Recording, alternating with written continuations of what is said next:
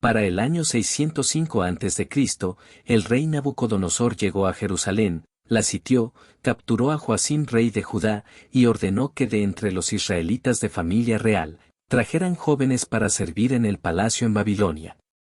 Después de 3 años de enseñanzas, estos jóvenes estarían listos para estar delante del rey. Daniel ante un reto.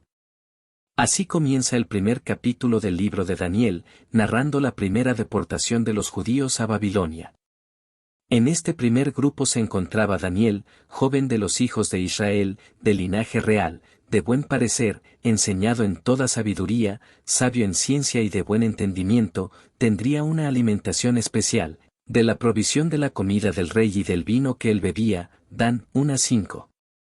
Toda esta atención y cuidados estarían bajo la responsabilidad del jefe de los eunucos. Esta preparación la recibiría por 3 años, al cabo de los cuales se presentaría delante del rey. Siendo Daniel un joven que conocía a Jehová, el Dios de Israel, el encontrarse sometido al aprendizaje de una cultura pagana como la de Babilonia, implicaba estar rodeado de tentaciones y encontrarse ante un reto, permanecer fiel a Dios o dejarse arrastrar por la corriente idólatra y pagana de esta cultura. A manera de detalle histórico, veamos que los babilonios eran politeístas, es decir, su religión les permitía creer en muchos dioses, hasta el extremo de que los nombres de sus dioses alcanzaban alrededor de unos 2500. Estos eran representados en imágenes con formas humanas en las que, según ellos, vivía el dios representado. Una evidencia clara de esto la encontramos en Daniel 3, 8-14, cuando Sadrac, Mesac y Abednego, amigos de Daniel, los cuales también fueron llevados cautivos a Babilonia, fueron acusados maliciosamente delante del rey porque no adoraban la estatua de oro que él había edificado, ni honraban a sus dioses. Dice la palabra, habló Nabucodonosor y les dijo, es verdad, Sadrac, Mesac, Abednego, que vosotros no honráis a mi Dios, ni adoráis la estatua de oro que he levantado. Daniel se encontró ante una situación muy difícil, ya que su cultura y su educación chocaba con las nuevas enseñanzas y la nueva cultura, por ser paganas. Además, aún su nombre le fue cambiado. Su nombre original, Daniel, daba reconocimiento a Dios, ya que significaba, Dios es mi juez. En cambio, su nuevo nombre, Belsasar, honraba a un dios pagano y significaba, el príncipe de Bel. Bel era el dios supremo de Babilonia. Era el dios del sol. Ante esta seria situación, Daniel tomó una firme decisión, él no se dejaría contaminar. Daniel 18 dice y Daniel propuso en su corazón no contaminarse con la porción de la comida del rey, ni con el vino que él bebía. Él no pudo impedir que le llevaran a Babilonia, que le cambiaran su nombre por uno pagano, que le sirviera el de la comida y la bebida del rey, pero nadie podía obligarle a aceptar todo esto, y no lo aceptó. Daniel no cambió sus creencias y su seguridad en Dios por el mundo. Él no negó a Dios, y Dios lo honró. Daniel 1, 8-9 dice, pidió por tanto, al jefe de los eunucos que no se le obligase a contaminarse. Y puso Dios a Daniel en gracia y en buena voluntad con el jefe de los eunucos. Así, su alimentación especial, consistente de legumbres, le hizo desarrollarse saludable y fuerte entre el resto de los jóvenes, honrándolo Dios por su fidelidad a él. Esta actitud de Daniel es un mensaje al pueblo de Dios. No podemos ser fiel a Dios, siendo amigos del mundo. ¿No sabéis que la amistad del mundo es enemistad contra Dios? Cualquiera, pues, que quiere ser amigo del mundo, se constituye enemigo de Dios, Santiago 4:4. Un creyente no puede comprometer su ética cristiana, ni servir a 2 señores a la vez. Ningún siervo puede servir a 2 señores, porque o aborrecerá al uno y amará al otro, o estimará al uno y menospreciará al otro. No podemos servir a Dios y a las riquezas. Lucas 16:13. Daniel tomó la firme determinación de no contaminarse. Dios le bendijo y le hizo prosperar en medio de un ambiente pagano. Dios tenía un propósito muy especial al permitir que Daniel llegara al palacio del rey Nabucodonosor y pasara por todas estas situaciones. Dios es un Dios de propósitos y de orden. Daniel llegó a ser el hombre de confianza del rey. Este le hizo gobernador de toda la provincia de Babilonia y jefe supremo de todos los sabios. Fue el consejero del rey en todo asunto de sabiduría e inteligencia. El rey le consultaba, y estuvo así delante de él. Daniel es considerado uno de los profetas mayores, y también el profeta apocalíptico. Entre su libro y el libro de Revelaciones, es decir, el Apocalipsis, existe una gran similitud. Dios le reveló grandes profecías, unas ya cumplidas, y otras por cumplirse en los postreros días. Podemos decir que la profecía es la historia escrita, antes que el suceso tenga lugar o cumplimiento. En este libro predomina el tema de la política de las naciones gentiles y su relación con el pueblo israelita. La profecía siempre se mira a través de la fe. Dios, a través de su siervo Daniel, nos deja ver todo el panorama del último imperio gentil y el desenlace del pueblo de Israel. Uno de estos grandes eventos proféticos, lo encontramos en el capítulo 7 de Daniel. Visión de las 4 bestias. En el capítulo 7, Dios le muestra a Daniel en visión, lo que habrá de acontecer en el futuro, en el aspecto político. Pero esta visión es también una continuación, o más bien una similitud, de la profecía del capítulo 2. Son dos aspectos de la misma profecía. Habían de aparecer 4 imperios mundiales, seguidos por el último imperio gentil, el del Anticristo, y luego el reino milenial de Cristo en la tierra. Este último, representado por la piedra que destruye la estatua en la visión del capítulo 2.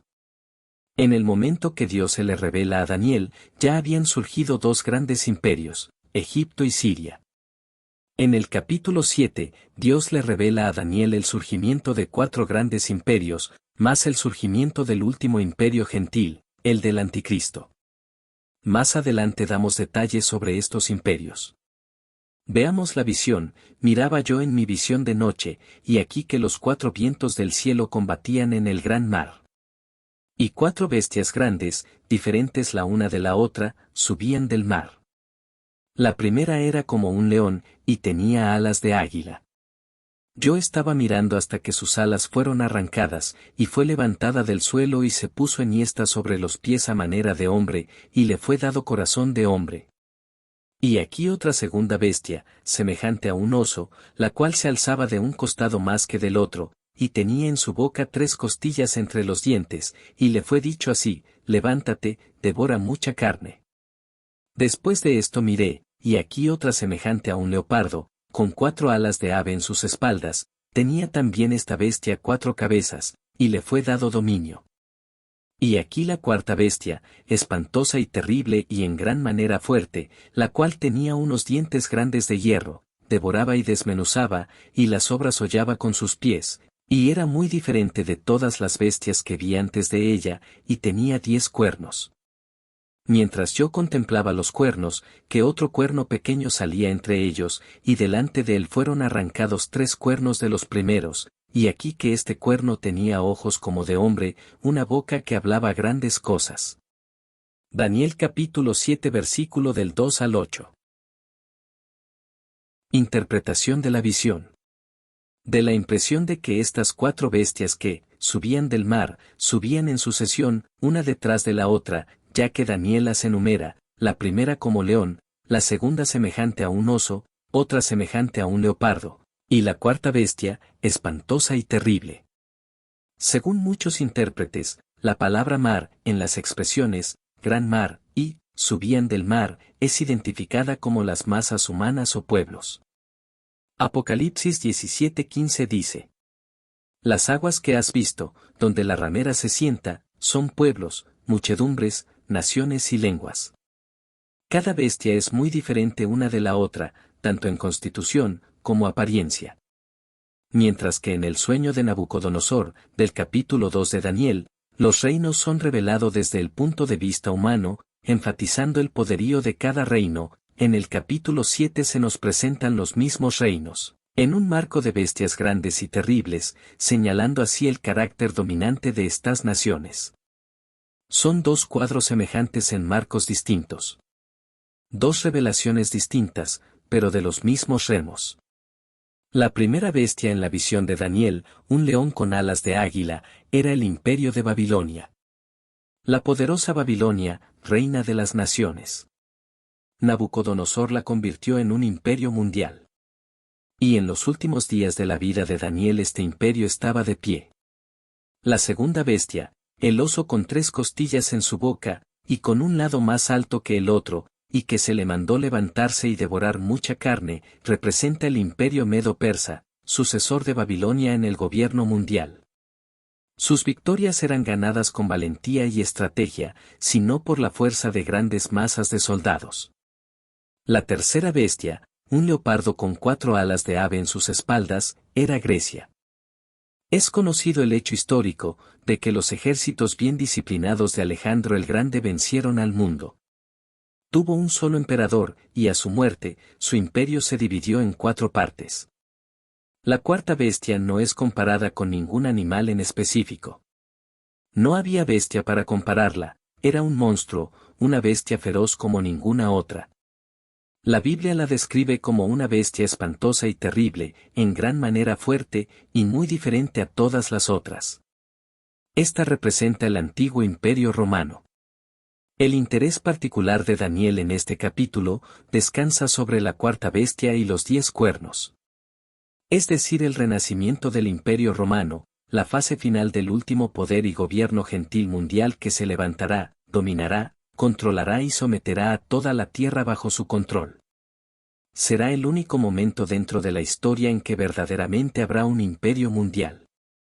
El del Anticristo. Él será el gobernante absoluto.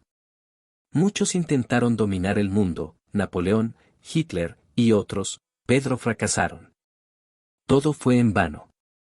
En el capítulo 7 versículo 15, nos dice Daniel, se me turbó el espíritu a mí, Daniel, en medio de mi cuerpo, y las visiones de mi cabeza me asombraron. Daniel sentía una curiosidad muy grande por aquella bestia que tenía 10 cuernos sobre la cabeza, y que tenía un cuerno más pequeño que iba creciendo en medio de los 10. Se turbó ante lo que veía y preguntó a Dios la verdad de todo esto, y se le dio a conocer la interpretación de las cosas. Se le dijo, estas 4 grandes bestias son 4 reyes que se levantarán en la tierra, Daniel 7:17. Esta profecía ya tuvo su cumplimiento. Fueron 4 grandes imperios que existieron en la antigüedad.